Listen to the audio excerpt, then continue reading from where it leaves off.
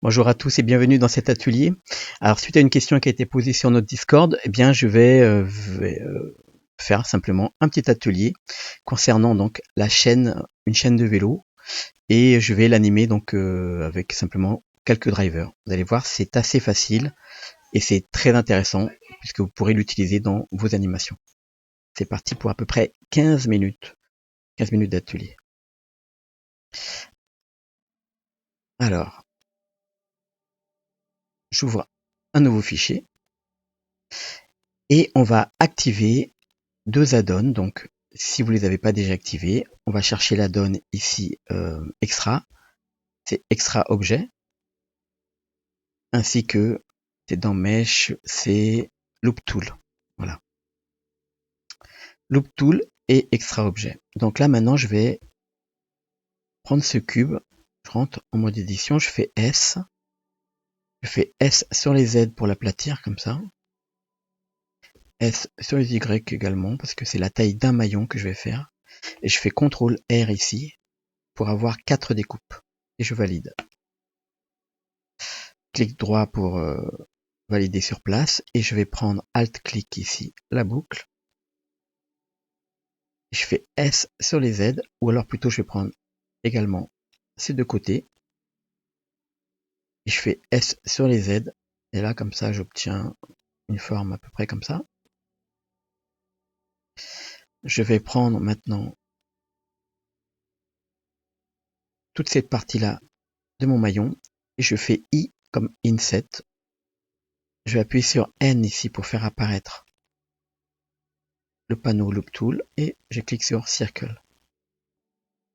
Je fais une extrusion, E, S sur les Y pour aller vers l'intérieur un petit peu comme ça. Et là je vois que j'ai exagéré ici, donc je fais un S sur les X comme ça pour écarter un petit peu. Ok, donc là j'obtiens une sorte de maillon. Je vais faire la même chose ici, donc CTRL R. Je sélectionne l'ensemble et je fais une extrusion S avec Shift Y ici pour que le resize se fasse partout sauf sur l'axe des Y. S, Shift Y. Voilà, j'ai un maillon. Maintenant, on va générer dans les extras mesh, on va prendre le gear. Alors, on va ouvrir ici le panneau de mon mesh extra. Je vais prendre à peu près 26 mailles. Une épaisseur ici beaucoup plus fine. La base plus petite, donc hop, je vais réduire ici. Et Dedem Doom, c'est ce qui fait, enfin c'est ce qui place en fait les dents par rapport à l'engrenage par rapport au reste. Donc là, on va le mettre à peu près comme ça pour le vélo. Et le addendum, c'est la pointe. Addendum, pardon. Donc là, on va mettre une petite pointe comme ça. Ensuite, le pressure angle, c'est l'angle, c'est la pointe.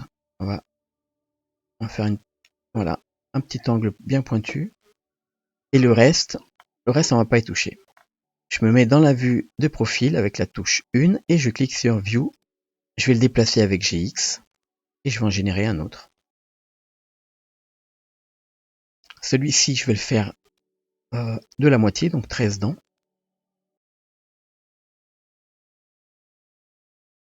Donc j'ai mon plateau, mon petit plateau arrière, et là je vais faire à la main R 90. Voilà. GX et je le déplace. Donc maintenant je vais ajouter la courbe Circle. Donc je vais faire un resize, agrandi. Je me mets comme ça sur le côté, je fais R 90. Et là, en mode édition, je vais modifier pour que ça prenne la forme que je veux que ça obtienne donc de ma chaîne. Donc là, je vais le lever un petit peu. Et ici, je vais le faire descendre un petit peu en avant, comme ça. Ok. Maintenant, on va ajouter le modificateur Array ici sur cet objet, donc sur le maillon. Donc, et je mets un array. Le compte là, le nombre de mailles, je vais le fixer par la courbe. Donc je vais prendre la pipette et cliquer sur la courbe. Et maintenant, on va faire CTRL P avec Shift d'abord, Shift clic pour la courbe et CTRL P pour parenter cet objet en curve des formes. Ok. Alors maintenant, c'est plus facile également. Quand je sélectionne la courbe, c'est plus facile ici de voir où est-ce qu'on en est. Et de déplacer un petit peu la courbe.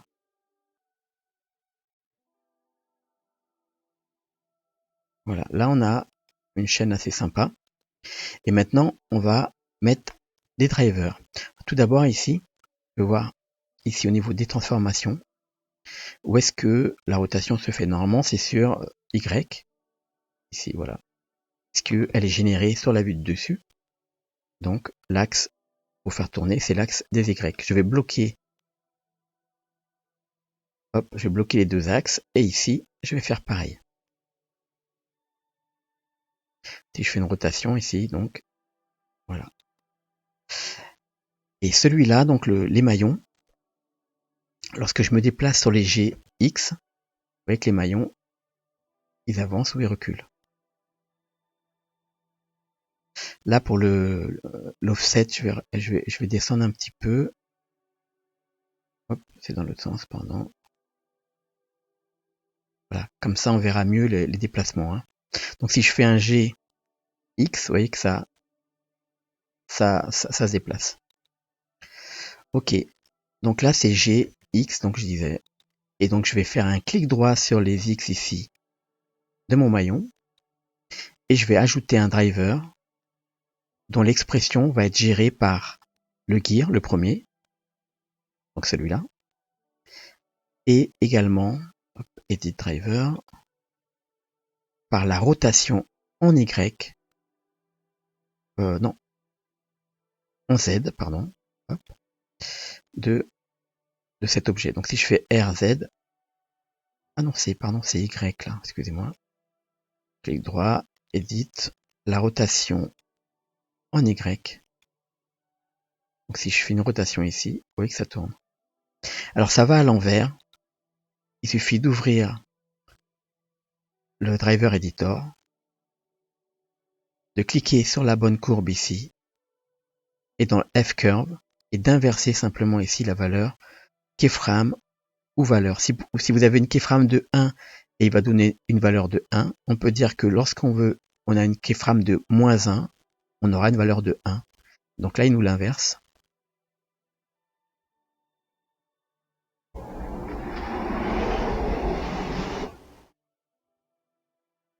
Donc là, on est à peu près bien calé. Sauf que le maillon est un tout petit peu petit, donc il faudrait il faudrait faire un resize et ensuite changer ici l'offset de notre objet. Pour le offset, ici, au lieu de relatif, on peut aussi passer en constant. Ici. Ce qui fait qu'on va gérer plus facilement le nombre, hop, la distance, on va dire, de l'offset, de l'objet, et moins 14, moins 5, moins 3, moins 2, moins 1, 0 et quelques. Et là, on s'approche de 0, 0, hop, hop, hop, hop.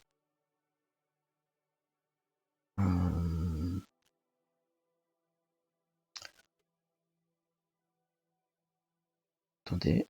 Ah, c'est 0 et quelques, voilà. Je suis pas bien dans le truc, là. Voilà. 0,23 par exemple. Donc là, ok. Si maintenant j'agrandis S un petit peu sur les X, je fais un essai comme ça. Ça a l'air de tomber plus ou moins dedans. De toute manière, ce sera pour une animation rapide par exemple, ça passera. On va faire la même chose ici avec le maillon arrière, le petit pignon. Donc on fait un clic droit, pas sur location, pardon, sur ici la partie rotation sur les Y, add driver. L'expression, on veut qu'elle soit gérée par le gear et on veut que ce soit pareil, donc la Y rotation qui le gère. Par contre ici, on aura...